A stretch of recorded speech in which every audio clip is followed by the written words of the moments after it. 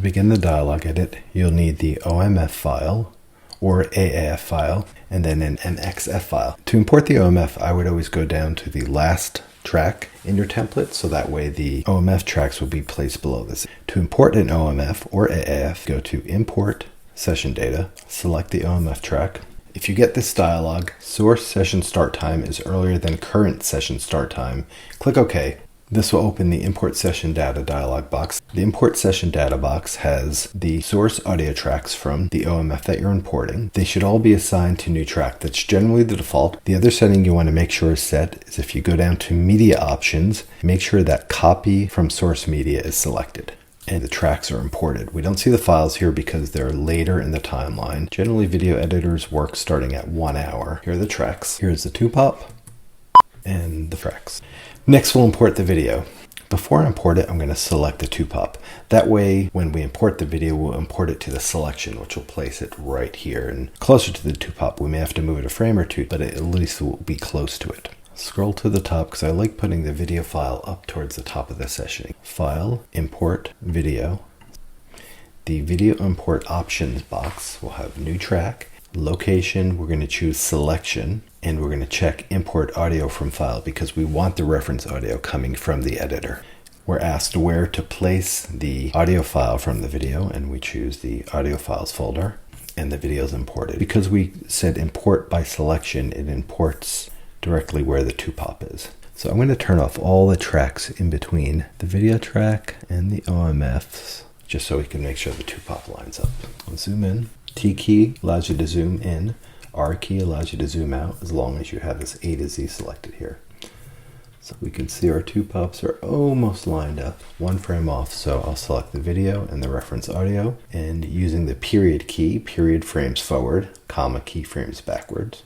Now we have the 2-pops of the reference audio and the OMF lined up. Next, I'm going to select all of the OMF tracks, right click or control click on it, and choose Move to New Folder. We're going to name this folder OMF. This will put all the OMF tracks in a folder. Now I'm going to turn on the dialog tracks. I'll turn on a room tone, the 12 dialog tracks, and I'll turn on a couple production effects tracks because that's what we'll be using when we do the dialog edit. We have all the dialog tracks down on the OMF tracks. We want to drag a copy up to the dialog tracks. So to do that, we'll make a selection of all of them. Hold down Control and Option. That's going to do 2 things. Control prevents us from sliding a track left or right. If you're moving clips from track to track, holding down Control allows you to keep it in sync. And we're going to hold down the Option key, which will drag out a copy. And we're going to drag up to dialog 1.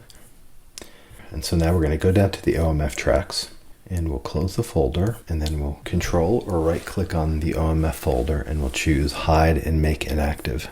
We can see it's still in our tracks list, but they're italicized, meaning they're inactive, so they won't play. Even though they're not muted, you won't hear them. And I'm going to just drag this down below the X tracks. We keep this here pretty much all the way through the mix. That way we always have it to return to if some reason we need to check sync or we need to bring back an audio clip. It just always stays in a session.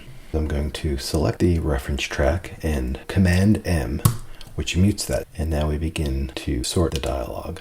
Good practice is to watch a scene through before you start the dialogue edit to see what's in the scene. We see that it's 2 characters having a conversation. So we know it's 2 characters in the scene.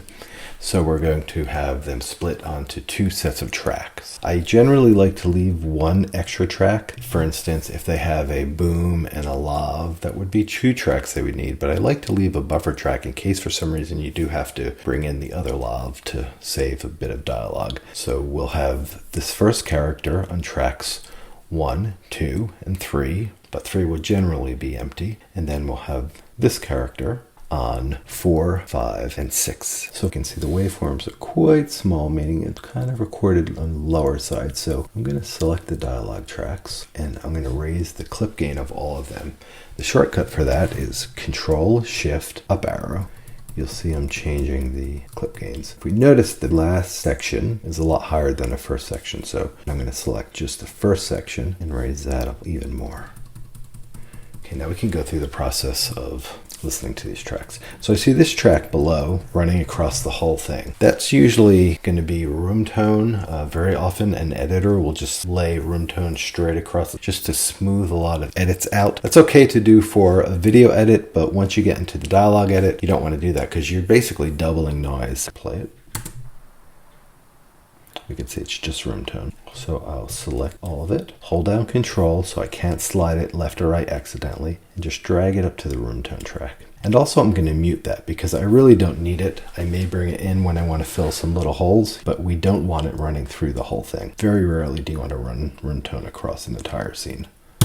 So now we'll get into the process of splitting tracks where we split the tracks by character. Before I do that, I'm going to take my 2-beep and I'm going to drag it to all the dialogue tracks so that way your 2-beep is on all the tracks. Select it, hold down Control and Option to keep it in sync and to create a copy and just drag this across all 12 tracks. Okay, let's start with the first clip. Play it. How's it going in there? A valuable shortcut to know is Shift S, which solos a track. How's it going in there? How's it going in there? Second track. How's it going in there? How's it going in there? How's it going in there? How's it going in there? So we can hear this is the boom, this is his love, this is her love. So I'm going to delete her love because we don't want that in his coverage. And just leave the boom and love. And we're going to decide later on which we're going to keep. But it's always good when you're doing the splits to keep every possible mic there until you've made that decision as to which one you're going to use. It's going. So we see this is her line. So that's the boom. It's going. It's going. That's his love. It's going. And that's her love. So I'll select that one and that one. And we're going to drag it down to track 4. And then I'll drag the love up to track 5. Remember, whenever you select it, hold down Control before you drag it to keep it in sync. And I'll delete his love. How's it going in there? It's going. Next. I thought you were gonna go get some more cheese trays. I thought you were gonna go get some more cheese trays. I thought you were gonna That's go her get line some again. more cheese trays. I thought you were. So we'll select the boom and her love. And drag that down. And then we'll select this one and drag it up. And delete his love. So if you notice we lost our crossfade. I'm just going to quickly replace them. So we have one other thing going on in this track. She hands him this map. So that's not dialogue, that's production effects. Remember, whenever we have an effect that's on the dialogue track, we separate out to production effect. So I'm going to trim that out by placing the cursor, pressing the B key, Control, and drag them to the production effects tracks. The reason we want to do that is very likely we're going to cover that with Foley, so we don't want it in the dialogue tracks. What we would do is fill this with room tone, and the Foley can just live there. And then we would mute these. But we don't know that, so we're just going to separate it out for now. Why is it your name? So the process is just to go through all these tracks, splitting them, checkerboarding them. So when you look at this when it's done, it'll be completely checkerboarded.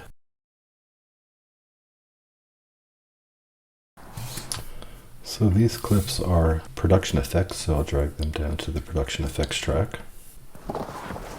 This is also a production effect. This isn't production effect. We can see it's a sound effect that the editor brought in. So instead of bringing it down to a production effect track, I'm going to turn on one of the mono effects tracks and drag it down to that. And in OMF, you'll get some temp sound effects. So here are the split tracks. We have the tracks checkerboarded. We have production effects down on the production effects track and effects down on the effects track. You'll notice there are some gaps in between these, and we have to fill all of them with room tone. And then we also have to make sure our crossfades are working between each clip and select the microphones we want to use. So let's start with the very first clip. How's it going in there? How's it going in there? So we can hear the boom is a little bit brighter, has more air to it, presence in the voice. It's a little noisier. How's it going in there? How's it going in there? But what you gain in the presence in the voice, I think, is worth it. So we're going to go with the boom mic. And I think we're going to probably continue with that with the other character's mic. Let's see. It's going. It's going. We're going to mute the louds. We'll also work on the crossfades. It's going. That's pretty good. Maybe we'll drag a little bit more out if we can. It's going. Longer crossfades are always better. You can also change the shape of the fade by clicking and dragging, by the way. It's going. I'm hearing a little bit of a weird noise at the end of this clip, I think. It's going. Oh, or maybe it's on this clip. I think it's on that clip. It's going. So we'll try to drag this one out. It's going. Still there.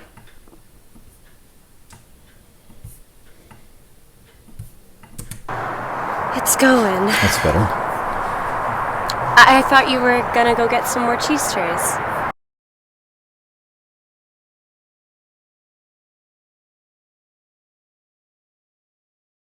We're going to add tone for this whole section to fill this whole bit here.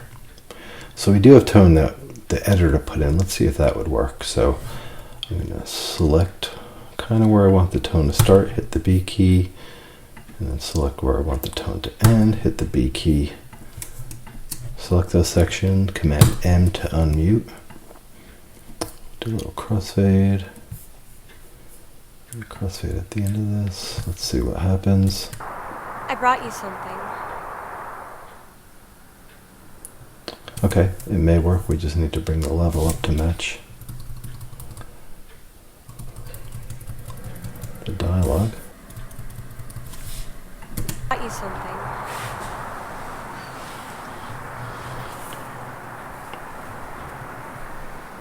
Maria, why isn't your name on... Maria, why isn't your name on this? John, you go. Okay, let's just bring that down just a little bit.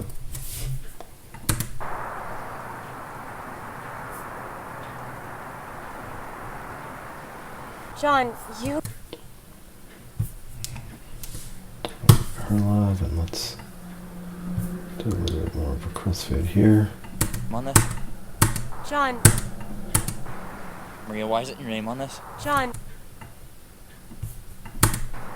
Maria, why isn't your name on this? John, you go to California. And when you're ready, I'll come to you. When I'm ready?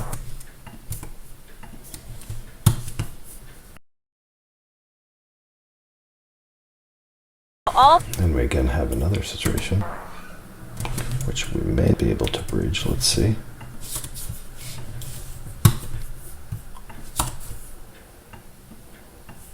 Oh, maybe we can. Do you even remember the name I've had picked up? That worked. This is a much longer one, I don't think. You have your car. So in this case, let's try to add tone from above.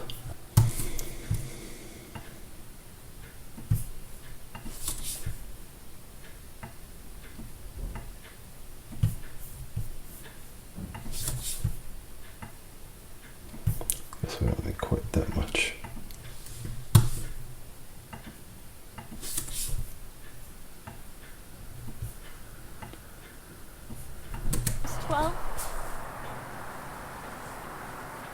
You have your car and you have your map, so I think you need to go. That sounds quite smooth. Then we have the production effects which come in there. And so like I said, because we very often replace these with Foley, we may not, but because we do sometimes in the dialogue edit, we would go in and we would cut the tone in to fill that, because if you bring in Foley, it obviously doesn't have tone involved. So we're just going to let tone fill out the end of this.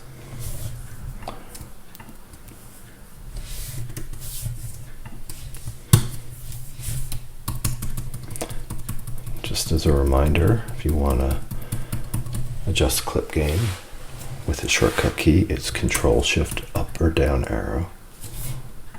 I think you need to go.